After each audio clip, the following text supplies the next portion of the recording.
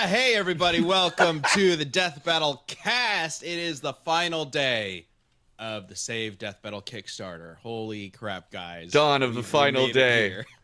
We made it here. We made it here. Hey everybody, welcome. This is the Death Battle cast. We do this every Thursday at 12 p.m. Central Time, and then the VOD goes up later on in the same day in the evening. So if this is your first time here, welcome. Thank you for joining us. We love to have I see a lot of badges going up in the chat, a lot of different colors, which is awesome. Thank you, members, for joining us. And Lily already gifted out 5. Thank you, Lily. Nice. Amazing. Yeah, if you don't watch the show live, be sure to jump in because we got people gifting memberships all the time, which is amazing. Yeah. So you might get one through there, and then if you like it, maybe keep your membership going. We have all sorts of plans for future membership content, and we're very excited to get back into the swing of things. As Death Battle is back, baby, we are making this work. This is so good. Yeah. So if you are not aware, Death Battle almost shut down when Rooster Teeth shut down earlier this year. But Chad, myself, Austin, and Sam are now the owners of Death Battle for the first time ever.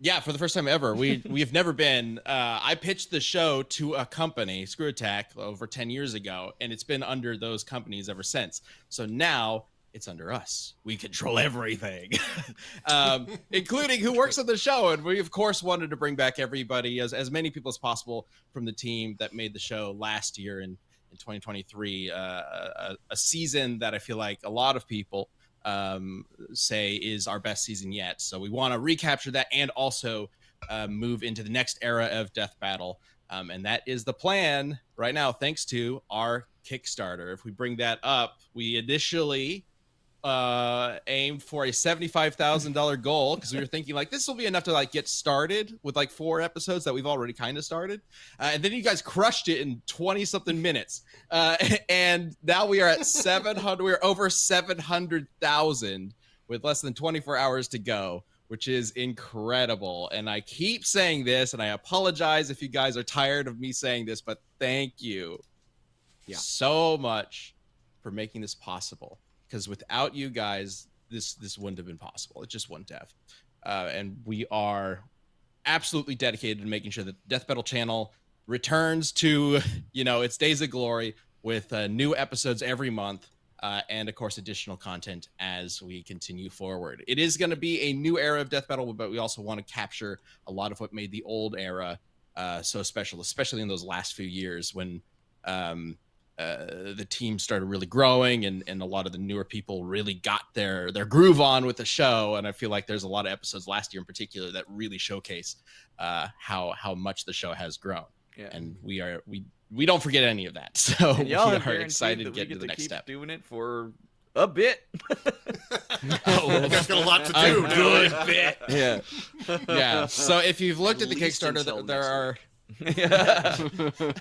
Assuming we don't spend it all in one go. We're going to Vegas, baby! If you look at the Kickstarter, every stretch goal we've had for the past couple 100,000 have been guaranteed episodes. And essentially at this point, every 100,000 guarantees 2 more episodes. And the idea behind that is that is not necessarily by itself enough to fund those 2 episodes, depending on what the episodes are. Every episode of Death Battle is different, right?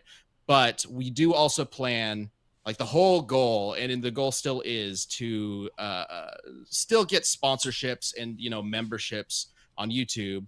Are still going to be vital. But you guys have literally kickstarted all of these episodes. Yeah. All of them are guaranteed to start, and we are confident that we can bring in whatever additional funds are necessary with sponsors and memberships, which is also thanks to you guys, to make sure those episodes happen. In fact, we'll talk about them later, but we got our first sponsorship. Yeah. Independent. This episode is actually sponsored, which is like, it sounds like, oh, so normal or whatever for YouTube, but like it's a big deal for us because we're independent now. So, getting something like that this early on, like they saw that you guys were supporting us, and they were like, hell yeah, we want to support them too. So we'll get to the sponsor later. But we also have, of course, multiple streams today. So if you're watching this live, at 3 p.m. Central today, we will be doing an additional stream live stream on the Death Battle YouTube channel, where we are going to do a watch along with multiple Death Battle episodes, favorite episodes you want to see us react to, and a Q&A. So you'll be able to just ask us whatever questions. Yeah, I guess if you want to get weird with it, you can, but we might not answer those. Oh, great. Thanks for throwing that out there, Ben, on the show that I'm hosting. That's awesome. Yeah. That's really cool. Get Chad to answer all your weirdest, wackiest questions.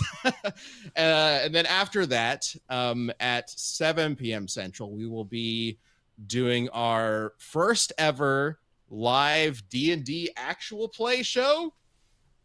I don't know if I ever expected to say those words on the Death Battle channel, but we're doing it. We're giving it a shot. We'll see how it goes. But I am running a D&D one-shot with some of these guys and many people from the Death Battle crew. And in fact, we have some character art for that. We can give a little tease of what that's going to be. Let's bring up that character art. The character stream, you missed something special.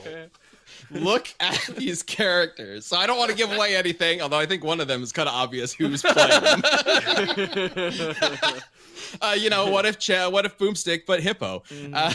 So that will be later on today, and you'll see these characters in action, played by the Death Battle crew, as we wrap up the evening, going till midnight, and we will have our final wrap-up party, in a sense, as we hit that midnight bell, and that is when the Kickstarter campaign will wrap. Yeah. Whew. Man, there's a lot going on today. Thank you, Paige, for the gifted, and then everybody. I've been reading your super chats. I appreciate it. And then Mister had a question: Will the confirmed episodes come out one after the other, or will the unannounced ones be sprinkled in between? Sprinkled in between. Yeah. Surprises, right? Yeah. Mm-hmm. And just in case I misspoke, because I see some people saying tomorrow, all this is happening today. The Q&A stream is today at 3 p.m. Central, and then the D&D stream is today at 7 p.m. Central. Yeah. So it's a big day. Yeah, it's as the final Kickstarter wraps up today. Final day of Kickstarter. So if you don't know a single thing about D&D Octoblast, like that's totally okay. It is going to be wild shenanigans.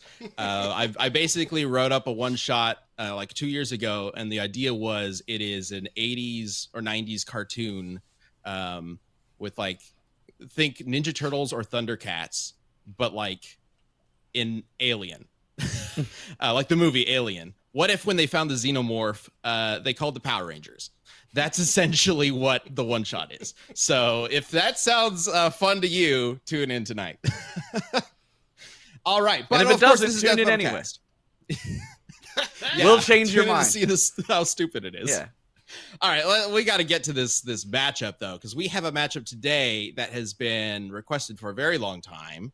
One that we've actually done a DBX of, but never a full death battle of. We did. I think some of you might be interested in seeing full death battle, but we got to see, just how close this matchup is. Is this worthy of a real death battle? That's what we'll decide today.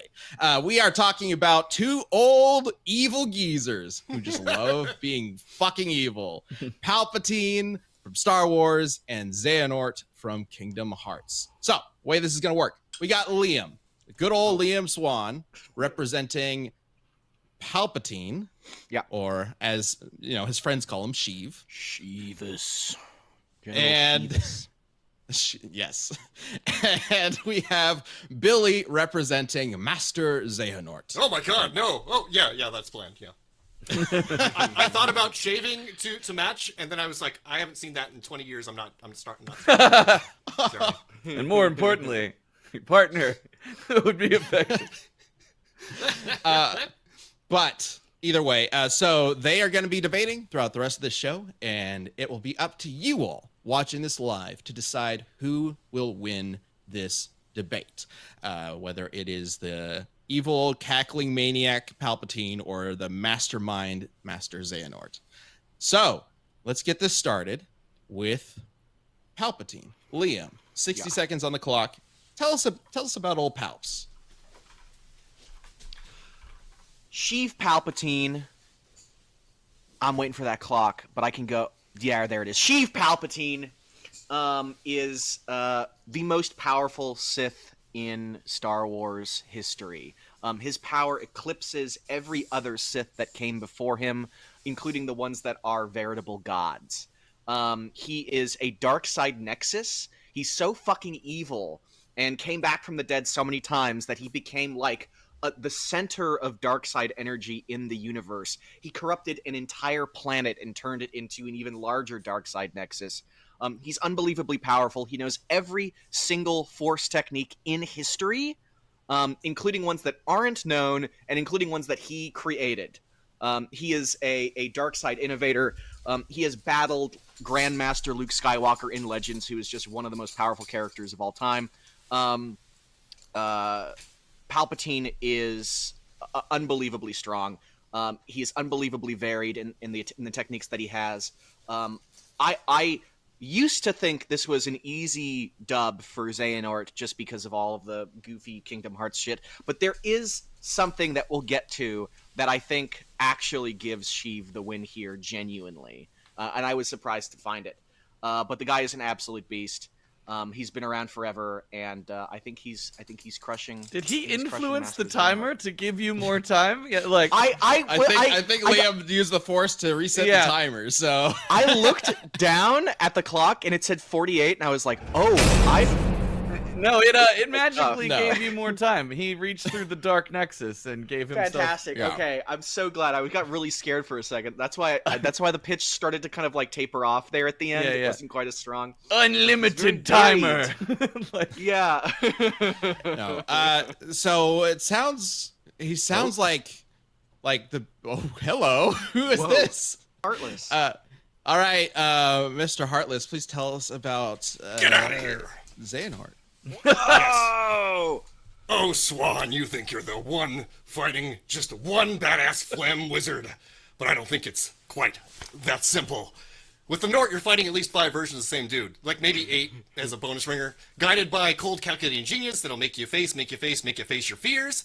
Xehanort is the primary antagonist of the entire Kingdom Hearts story so far, and most of the final bosses have been fragments of the man himself. He's a Keyblade master, and has magically and physically outclassed Terra and Aqua, top-tier player characters specializing in strengths of those types.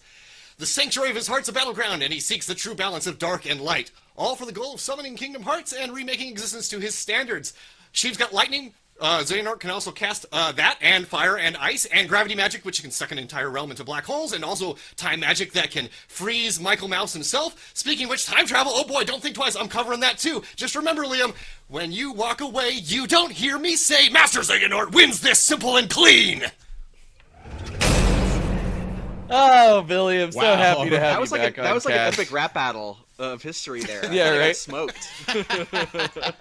Okay. You always okay. go the distance, Billy, and I appreciate that about you. So, Good. the way you described Palpatine, Liam, it Yeah. sounded like the ultimate fan fiction character. Yeah, to he me. kind of is. He kind of is because Legends is basically, I mean, it's like, you know how in comic books it's like, this is insane because they had so much time and they had so many people working on it. Legends is basically like the Silver Age comic books version of Star Wars in that it just goes completely nuts because you have tons of people working on a franchise and they have all different ideas and stuff. And because of that, Luke, you know, who is the main character for everything post the movies, he becomes really powerful and he becomes a badass. He's like a shonen protagonist, which means that when Sheev comes back, spoilers, I mean, it's not really a spoiler anymore because he does it in the movies, but when Sheev comes back, he has to be like at a level that dwarfs Luke after Luke has gotten so much stronger than he was in Return of the Jedi. So He's Sheev gets so much Doomsday? stronger. Yeah, basically, he's like a meta Doomsday, where he's just the most baddest ass, and because he's established and is consistently established to be the most powerful Sith of all time, everything that they added to, like, from before the movies, like all of the earlier timeline stuff, also applies to him, and they went fucking crazy. Ben, are you familiar with Vitiate? You know Vitiate, right? Oh, Vitiate, yes, everybody's favorite character from favorite. Star Wars. Everybody's favorite Star Wars. Vitiate Right is after the Glup Shiko, Palpatine of the pre-movies era. He is the the bad guy of the KOTOR verse. He is the ultimate mastermind there, and he's the most powerful Sith of all time of that older era. Oh, the Sith Emperor? The Sith Emperor, yeah. Valkorion is what he's called in, like, they kind of fucked up his story a bit, but he becomes Valkorion. Yeah, and he's really powerful, but then everything that he does also has to apply to Palpatine. And this is stuff like, this isn't just like one statement from like a few decades ago that retroactively applies. It's like consistently people are saying like, oh, he's even more powerful than Vitiate. So he's like, he has some meta shit going on where he's just the strongest until, you know, like Abeloth, right? Yeah. Everybody's other favorite Star Wars character. Right, is what you're saying. Abeloth is Darkseid Cthulhu, who is like the final boss of Luke's journey. She is more powerful than Luke, but Luke is able to keep up. And I might talk about some scale. I don't think it's super necessary to talk about scaling to Abeloth. He should be Palpatine should be similar to Luke in that regard. It was like one of the last Legend stories that they did before Disney bought it and erased everything. Darkseid God, basically, like the embodiment of the dark side. Yeah. So yeah, it does sound like, Billy, that he's really leaning on Legends material. Yeah, it's interesting. We gotta caveat it to the thing that doesn't exist anymore, Liam. That's funny that's the case. Yeah. Doculog has a good point, though. I'm sorry, in I'm the being grumpy movies, because I can't see shit with this hood on. in the movies, Palpatine does say he has unlimited power. So how do you beat that? How does Xehanort beat that? So, Xehanort's a cunning dude. He's got a bunch of plots in motion at all times. He's got decades in advance in terms of his plans he's got going on. And, his goal at the end of the day is not evil per se. He wants to recreate the entire cosmology of the universe in a perfect balance of light and dark. He's not after just one side or the other. He has a kind of a negative view of both and a positive view of both, I guess. And so he's trying to recreate a true balance of things. And that's his main goal. That's why he wants to cause the events that will let him summon Kingdom Hearts and kind of remake everything. And I'd say Xehanort, like his whole thing is fate and destiny. He's after no resistance, no consequences. He's after control. Then that's why he's up against Sora, who's kind of all about free will and choice. He's up against the shonen protagonist, which I guess 80s Luke Skywalker would kind of be in that vein. Yeah, you get enough books going on, right? Yeah. Also, a fun little thing. Luke Skywalker, an enemy of both of them, right? Because Eriquus, his childhood friend, is played by Mark Hamill. So right. They probably gonna bring Star Wars in to Kingdom Hearts at some point, right? They'd be crazy it's not like, to, right? It's a Disney the next property, one, right? I was shocked that it Star wasn't in the Wars. last one. Yeah. I think everybody was expecting it to be in the last one, but So next let time. me Sephiroth boss. let me get into him a little bit. So he's got a Keyblade called No Name, the Gazing Eye. It's the most ancient Keyblade that exists. It's the Keyblade of the Master of Masters, who will be, prominent in the new games going forward. Xehanort's been like the prominent bad guy of all things up until this point, right? And that Keyblade can do it can do all the things that normal Keyblades can do. It can also make an impenetrable barrier, like a claw weapon. It's been shown to make a glider, because why not, right? Make your sword to fly you around, like Star Wars does that too. So Can he fly? yeah, he's glided with the sword. funny. So and he's got a number of abilities. Like I said, I kind of glossed over it. So he's got a lot of darkness abilities because he's kind of subsumed himself into it over the years and kind of built up a resistance. He's able to travel between the worlds without a protection like the coat or the armor that the Keyblade wielders wear. They're called corridors of darkness. They're used by the Heartless to get between, the realm of darkness to wherever place else is. The hero characters have to use the gummy ships, which is much slower, right? Yeah. And I think only Riku and Mickey are the only other characters that have been shown to be able to use the corridor of darkness. And he's able to summon hordes of Heartless, hordes of Nobodies, which I can get into in a bit. He created Organization 13, which is the Kingdom Hearts 2 evil organization that kind of continued going forward. And he is also able to release his heart from his body, which is kind of a thing that Keyblade Masters deal with being able to use your heart and manipulate your heart, but he's able to use his kind of aggressively. He's able to use it and infuse himself into other beings, which is part of how he fills out the Organization 13. Like I said, he is 5 members of Organization 13 at the end. So when you're fighting him, you're also probably fighting a bunch of him. And then Why he's got is magic. he 5 He's got people? Oh, so you go on. I'll get into that. I think that's going to take a minute. I'll try and make that cohesive. No, I've what, been trying. Kingdom Hearts lore? Probably no big deal. So here's the thing about Kingdom Hearts lore. It's a JRPG, right? And those can get kind of heady and kind of complicated. But this one has a continuing storyline through all of them. So it's stacking Jenga things up higher and higher and higher. I don't think it's any more confusing in any individual game. But when you get them all together, it's impressive that they've continued the story going forward. It's pretty rare. So yes, it's not just the 3 games. There are so There's many. the PSP Right. ones and yeah. and they all build up more and more lore as time goes on. So yeah, it gets complicated pretty quick, especially because they have time travel. So yes, magic is probably the most obvious thing to compare to Sheev, right? Because he's got very strong capabilities there. He's probably stronger than Aqua, who is like the specialist in mage abilities, right? He's been shown to use lightning magic, fire magic. He's got ice magic, which he used to freeze Ventus completely in place. Earth magic, which lets him like raise giant pillars of earth, like a good anime evil bad guy should do. Gravity magic would let him cast out all kinds of stuff, including pseudo black holes, which he used to destroy the land of departure. So he completely destroyed an entire realm by himself. Weather manipulation, and he's got time manipulation. He used Stopza to stop time and prevent Mickey from using Ultima on him. Also, after image creation, battlefield removal. He sent Mickey and Ventus into another area by just pulling them into a portal. He killed Kyrie with a single attack. It goes on from there. But like I think that Magic's probably the place where him and Sheev are going to be the most overtly competitive, right? Magic absolutely. versus Force. Yeah, the Force, I mean, for those who are not familiar with the Force, it is an energy that exists as a field across the entire universe and is within every living thing.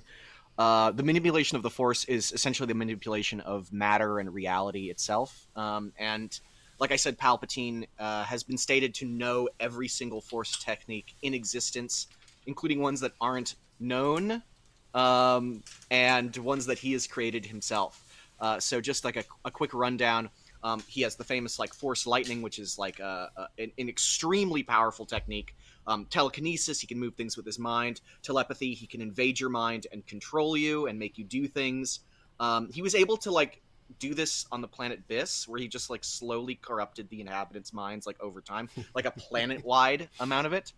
He has Two Dominus, which I think is going to be super useful here, which is just the ability to use the Force to deflect energy and magic-based attacks. Magic does exist in Star Wars, and it is an aspect of the Force. So there isn't like a difference between. He would be able to like deflect a fireball or something like that from Xehanort. He can heal himself. He can detoxify himself of poison. He can use Force Drain, which drains the life energy of all living things. He can just suck it up and add it to himself to make himself stronger. If his body is destroyed, that is not necessarily the end for him, because he can exist as a spirit. He can fly around the universe at like thousands of times the speed of light, and can possess people and take them over, and they can become like little sheaves themselves. Let me look at their little sheaves. He can be a little sheaves. It's funny you should mention that, Liam, because once again we've got a similarity going on here. That's how he has 5 dudes at the end of the day. So Keyblade Masters, they can extract the hearts of the others and themselves. They can use this to kind of circumvent death and mortality. One of the things he did was split the character Ventus's heart into light and dark, creating the character Vanitas, which is like an evil version of him, and the light side he kind of just discarded, which I believe ended up just kind of like taking refuge in Sora, which helps explain a whole bunch of stuff involving why they look so similar. But like one of the things he does is use time travel and related abilities to kind of like replicate himself into people. One of the major things he does is he takes over the character Terra, who is the strongest one of the strongest characters in the series, and he forms a character called Terra Xehanort, which, Mike, if you got that handy, that's there. This is kind of like the prime character of him that he uses to do a lot of the business that he does throughout the series. This character is kind of like his form that resembles Ansem from Kingdom Hearts 1 and stuff like that. But yeah, he's able to kind of like infect people's hearts and take them over as well. So I didn't mean to completely derail you there. Palpatine, Liam, no, sorry. it's okay. There he because is. It leads me back into, oh, who's this? Oh, that's that guy. That's Ansem, or not Ansem, but he looks like Ansem. Anyways, Palpatine can actually resist that sort of influence when he has a technique known as Cleanse Mind, which can free himself from any sort of like mental domination or people trying to control him. It actually, when his final death took place, when he was reduced to a spirit, and then all the spirits of all the dead Jedi from across history, from the tens of thousands of years of galactic history, rose up from the afterlife, clutched onto his spirit, and dragged him down into like the spirit void. It took every fucking Jedi in history to subsume his spirit. Even one of them, even like one fewer would not have been able to do it. Wait, is that what happens in Rise of Skywalker? No, that's what happens in the Legends. Rise That of would have been a really Skywalker, cool moment I to don't- insert into Rise of Skywalker, wouldn't it? To Yeah. have like that thing happen. At the end. I was impressive. that's why I was confused. Yeah. I was like, I mean, the Jedi talked, but I don't remember them Yeah, they were dragging there. him into hell, into Jedi I don't hell know. or whatever. or care what happened in Rise of Skywalker. I You deleted don't know. it. Wait, did you ever see it? Yes, I did. Unfortunately, I've got a bad Just taste don't in my mouth remember. having said it. Yeah. There were points Yeah, in that something movie where I happened to it. laughed The, Yeah. the so lightsaber hard. drop was kind of cool. Oh, do they Oh, do the the action thing was where they cool. drop it and then Yeah. they go? Yeah. Yeah. Like, that part There's was some fun stuff, but Yeah. Hey, yeah. either way. Anyways, okay, I don't know what you're referencing then, but okay. Ben, hold on. I have a couple more. Okay. Because Oh. my understanding of how Palpatine was finally killed in Legends was Han Solo shot him in the back.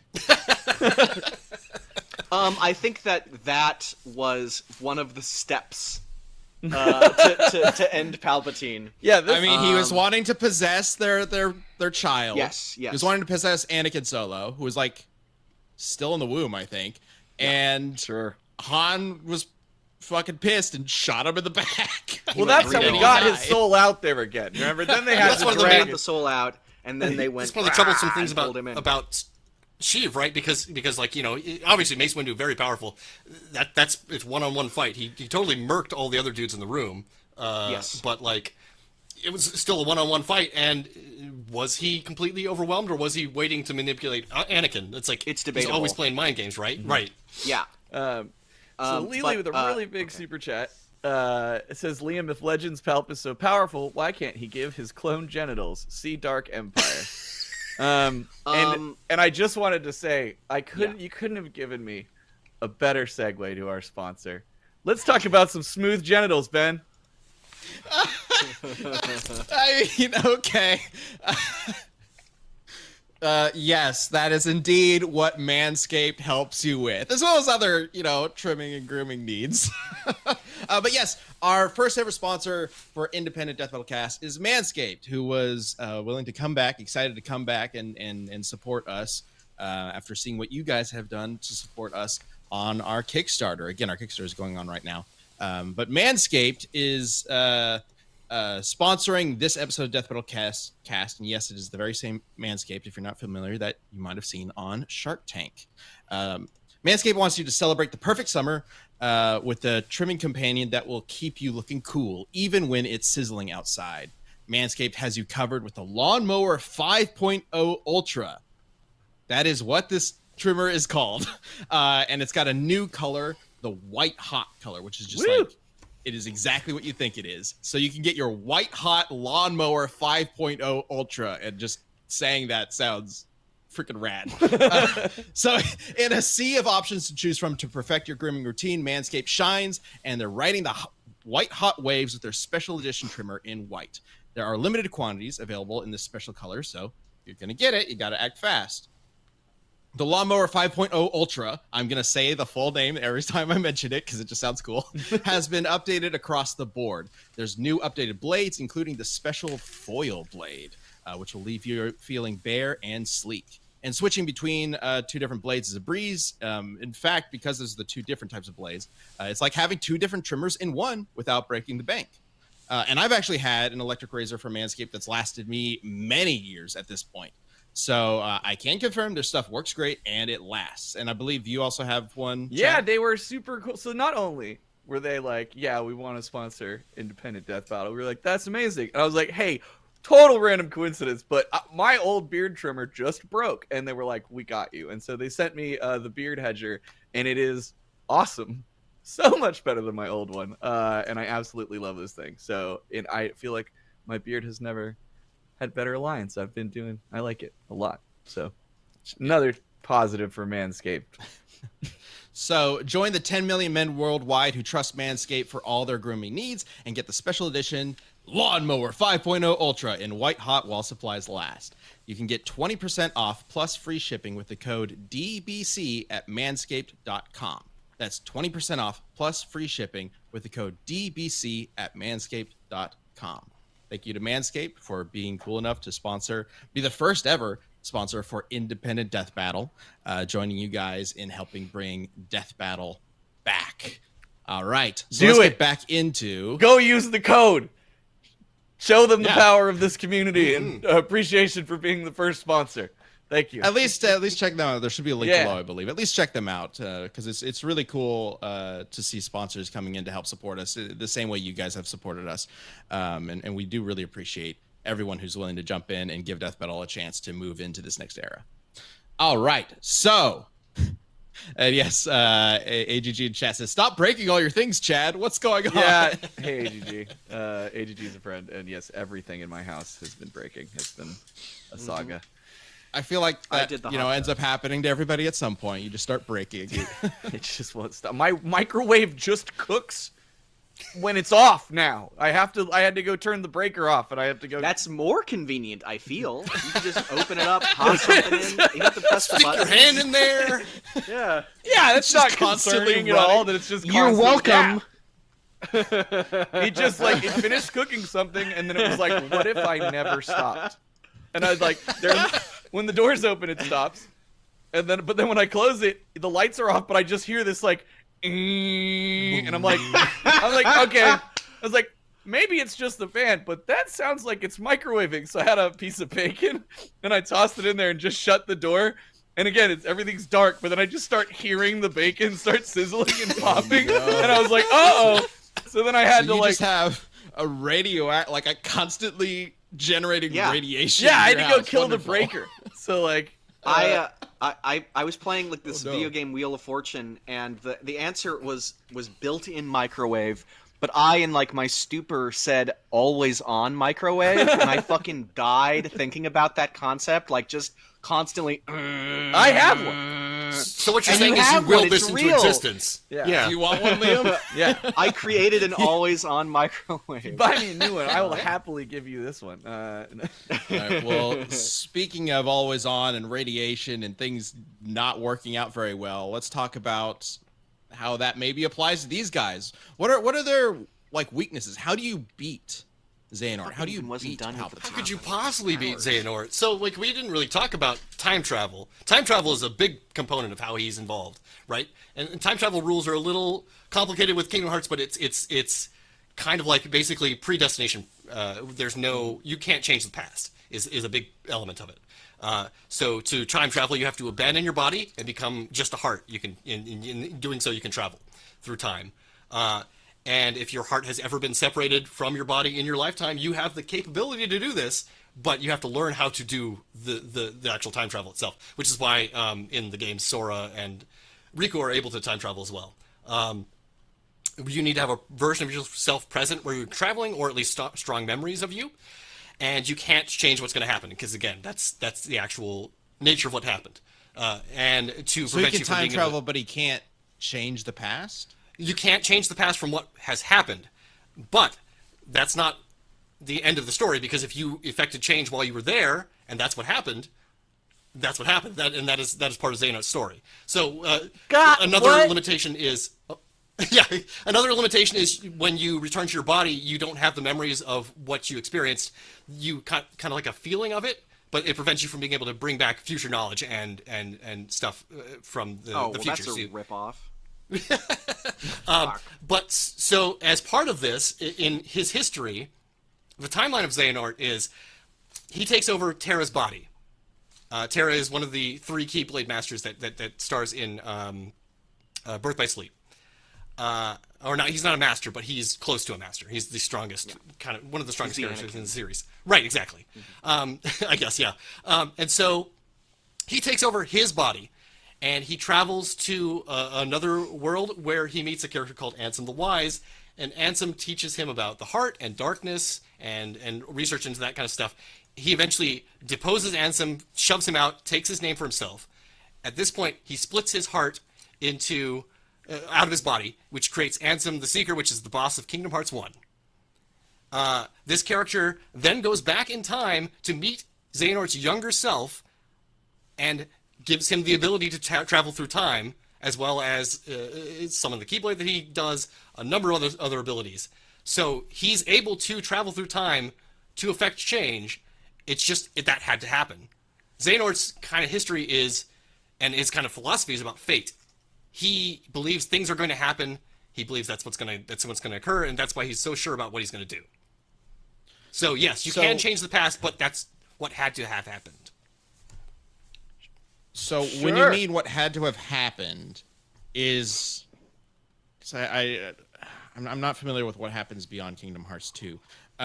Is it like there is a predetermined fate and there is some sort of entity or something that decides what happened, and so long as you are in line with that, it works? I mean, obviously it's a predestination paradox, but that's what happened, right? That occurred. You can't change history. As my understanding of the ending of Kingdom Hearts 3, what happens is Sora goes and changes history. That's why he disappears at the end of it and sets up what's going to happen in the future. Like, it's extremely rare, extremely hard to actually change things that are supposed to happen. Xehanort. Yeah, I'm just curious. Okay, so let's focus in on this a little I'm bit. so confused. How does this apply to the battle? Like, what's an example of how time travel could potentially help him defeat So he's Palpatine? able to manipulate events to the point where he's able to bring himself multiple times into an event. I would assume that in a death battle, that's probably what we could end up doing, was having more than one version of him show up, potentially. Because that's what happens in Kingdom Hearts 3. His younger self is able to bring the multiple versions of him throughout time that matter forward to the future. They're able to put them in temporary bodies that let them stay in the present and become basically additional forces for his attempt to summon Kingdom Hearts, right? So he brings Ansem from the first Kingdom Hearts, Xemnas from the second Kingdom Hearts, his younger self, the Terra version of him that created both Ansem and Xemnas, and himself. So it's 5 that he can probably reliably bring into a fight. Okay. Also, by the way, everybody is watching this. We do have an animation to show a little bit later on. I should have mentioned this earlier regarding this fight, but we will get to that in a bit. Okay, so I want to make sure we understand how this time travel thing is going to work. Because, Palpatine doesn't have time travel, does he? Yes, he does.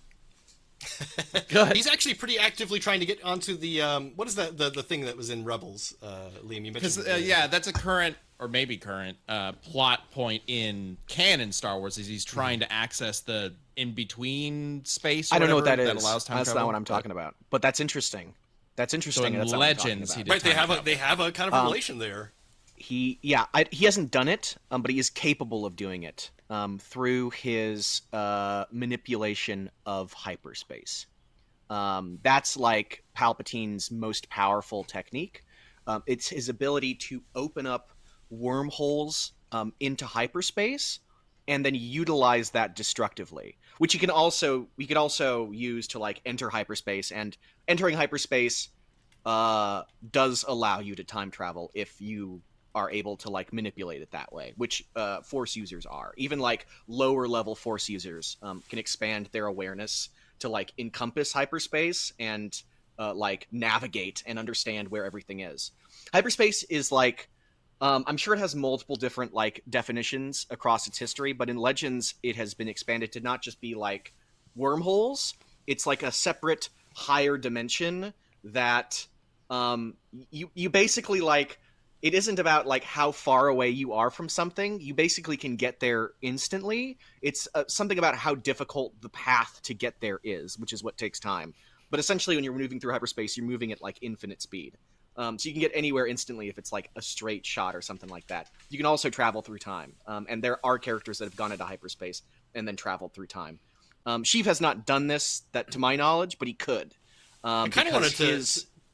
Oh, sorry, Yeah. I didn't mean to cut you off. Well, I was going to say he spent decades like mastering this technique, and the name of the technique, how he uses it, is known as a force storm, which is, if you know like Dark Empire or whatever, that's like the big thing that he does, which is a technique where he opens up hyperspace and essentially like sucks shit into it. That can include like Star Destroyer fleets, entire planets, star systems, and quote all of space, because a hyperspace is like 4 or 5 dimensional. It totally encompasses the universe. It's fucking gigantic. So it is like, and he has control over it. Not only does he have control over it, he empowers it with his force energy, because he is like the nexus of the dark side of like half of the force, and can use that to potentially destroy the entire universe, all of time and space. Yeah, I kind of feel like so we're talking about two different speeds with these guys. Oh, sorry, Ben. Go ahead. Hyperspace is not just speed. It is an alternate dimension that allows that like warping of reality for people to get from one place to another. Exactly. Yeah. It is literally folding the galaxy apart. Like into And this is pieces how we and make the Kessel Run work. Yep. Exactly. I guess. So this all depends though on how you approach Sheev, because you are specifically talking about Legends material, and in Do not canon, approach this is Sheev. He's very dangerous. this is not a thing. In canon, the only real time travel is the world between worlds. Like it's Yes. Hyperspace is still another dimension, but I don't think it's used this way in canon, or it's used the same way in canon.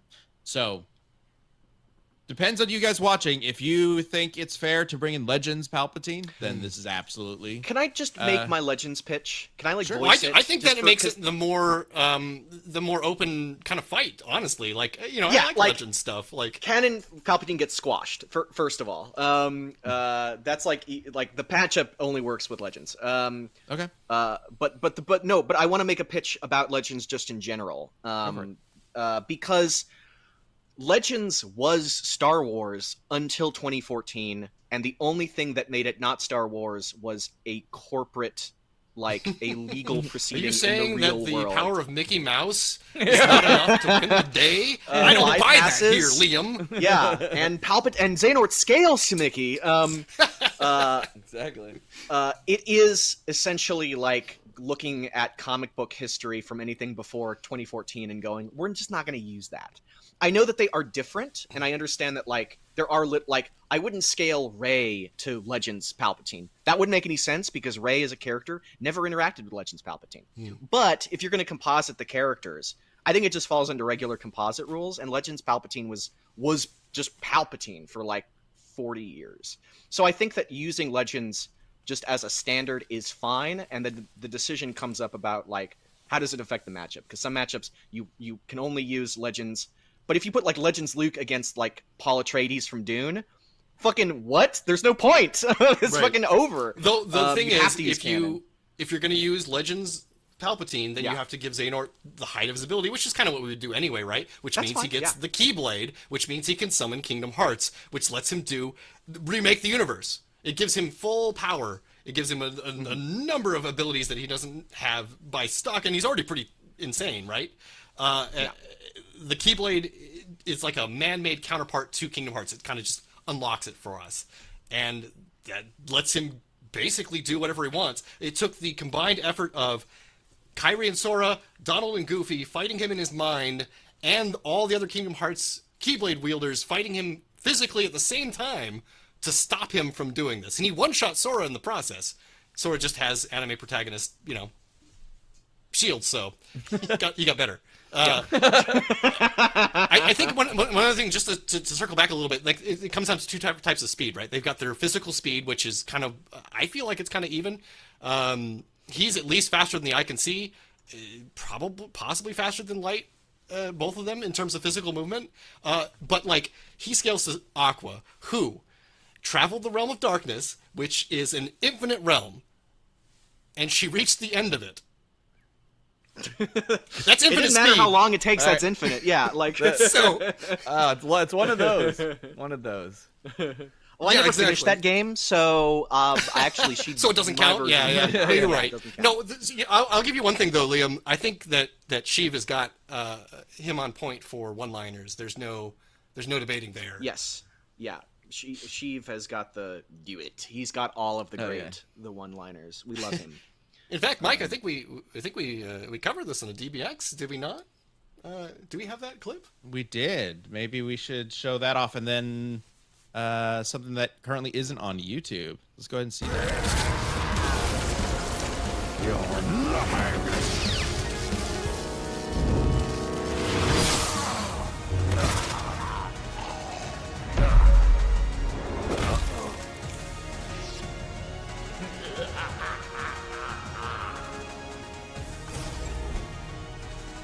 A pity.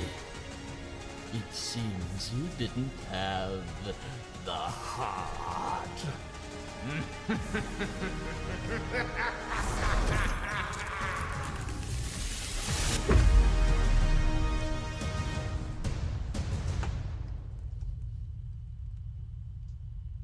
I love democracy. Oh, well, okay. I guess That's what would happen. I win. That was the DBX that was released, right? Yes. That was I the don't buy that canon one. for 1 second, though. I mean, as wonderful as the voice of Liam Swan is to hear at all times, and the fact that 66 was an amazing number to achieve, thank you all for making that happen. I honestly don't think that's how it would go. Not at all. No. I think it would go completely differently. Like,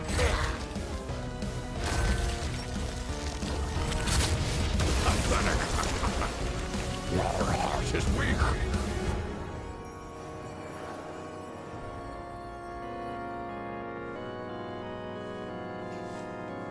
What's going on? Where am I?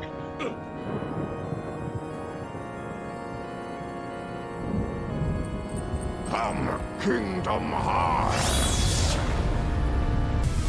Descend into darkness and be gone, oh fool.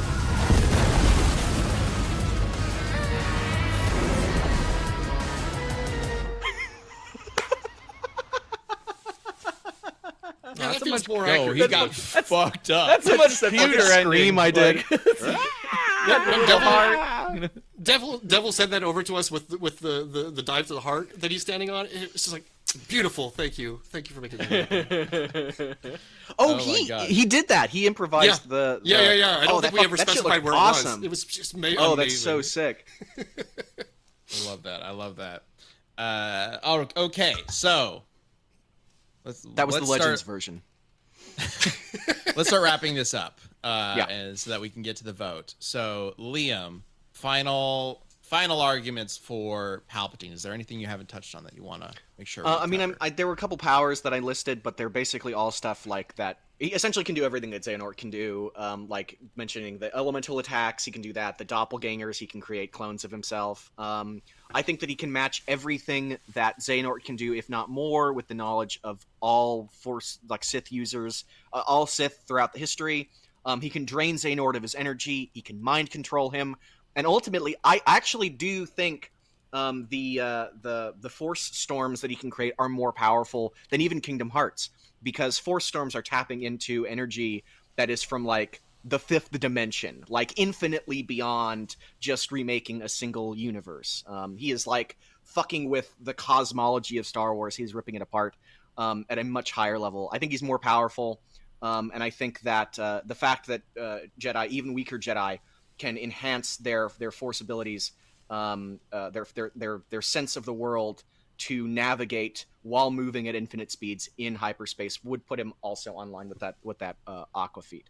I think that yeah, he has everything he needs to match Xehanort and surpass him in power, and also survive as a spirit. Fifth dimension? Are you talking about hyperspace when you say that? Yeah. Okay. I mean, I guess it is an alternate dimension, but it's not like a higher plane of existence, is it? It is. It's stated as such multiple times. I have a little document here that has all of the lists of quotes about it. But yeah, it's described as fifth dimensional, as a higher dimension, as beyond time and space.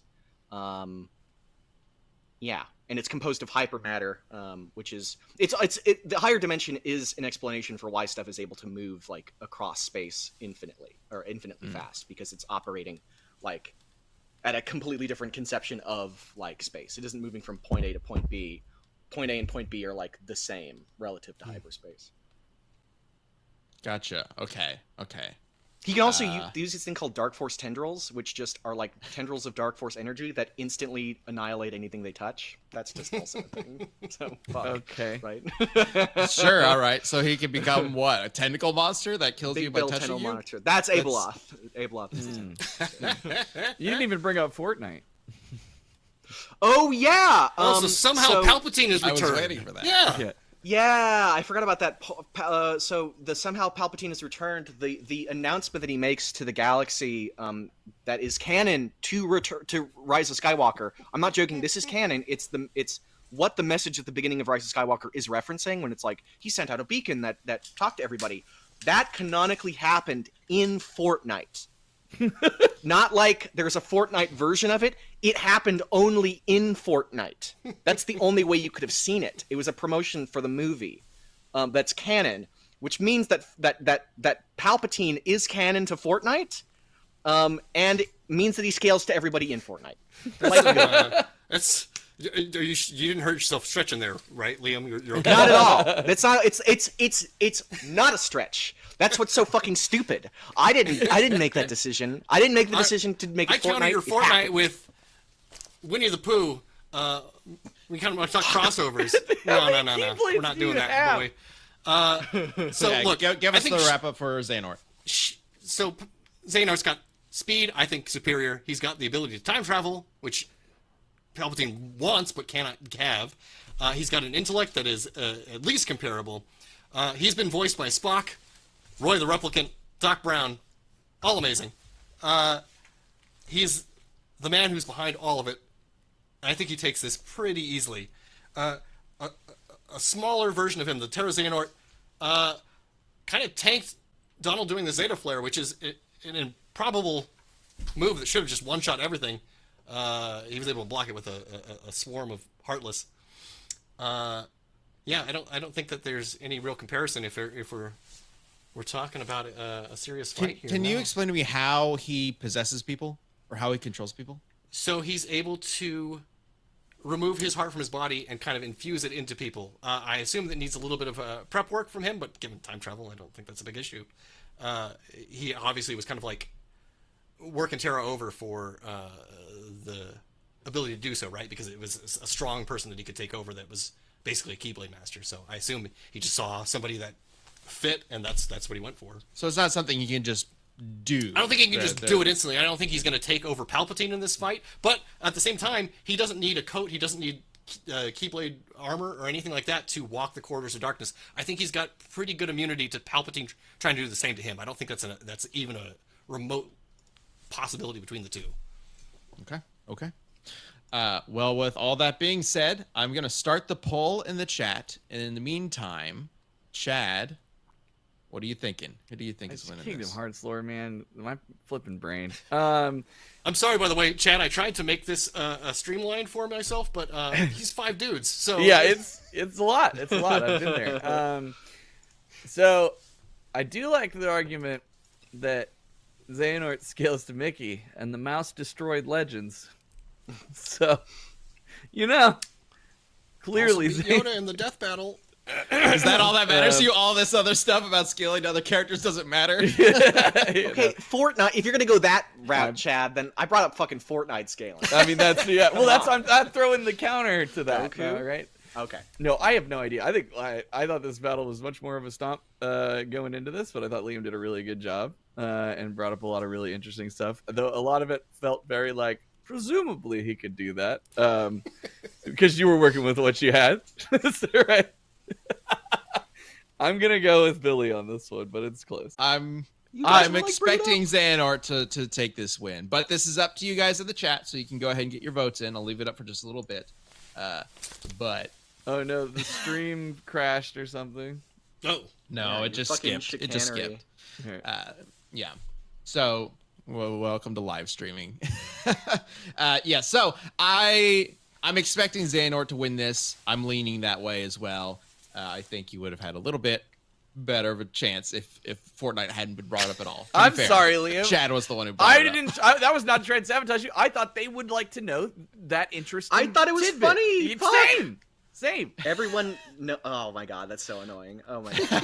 I'm sorry, on, dude. go I was on. trying to back you up on It's that okay. one. It's okay.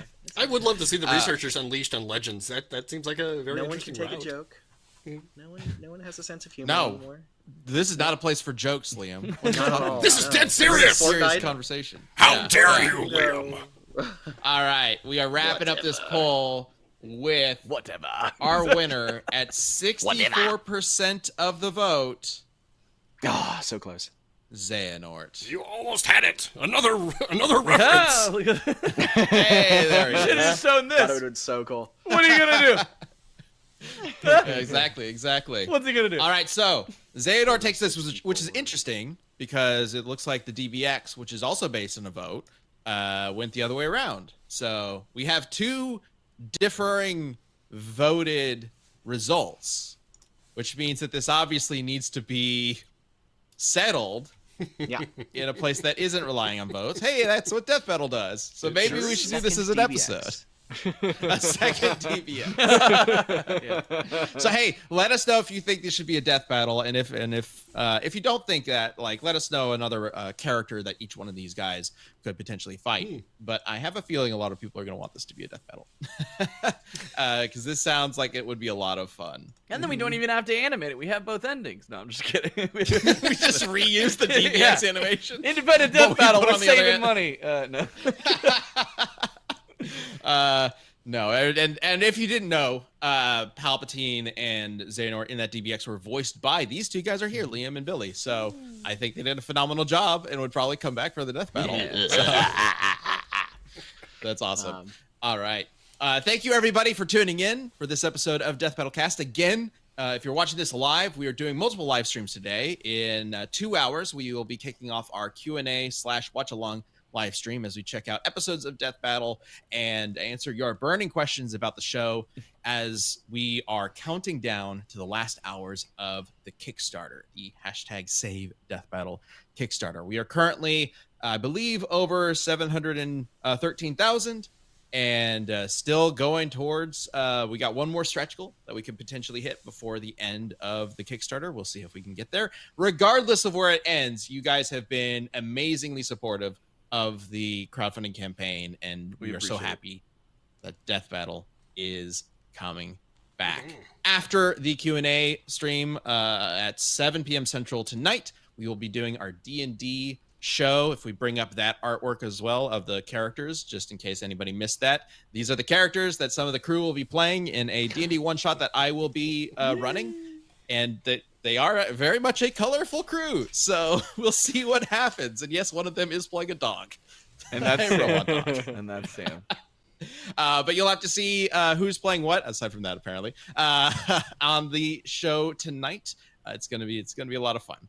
And then, of course, at midnight tonight, midnight Central Time, the Kickstarter wraps up, and we move on into the new era of Death Battle. Thank you all so much for tuning in. We'll see you later today.